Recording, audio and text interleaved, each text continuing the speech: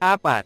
Pinakamahalagang nobelang Pilipino sa maraming taon na nalimbag noong 1906 at tumalakay ng masinsinan sa paksang puhunan laban paggawa at sa sosyalismo ang salungguhit. A. Luha ng Buwaya. B. Banaag at Sikat. C. Ibong Mandaragit. D. Panggenggera.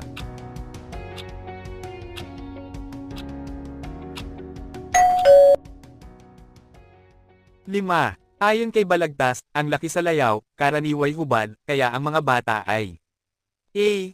Jeff Rocks. B. Nag-aartista. C. Nakapagtatapos sa pag-aaral. D.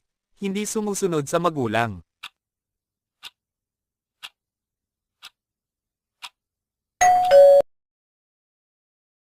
6. Noong taong 1962, ano ang pagbabago sa paglimbag ng diploma at sertipiko ng pagtatapos?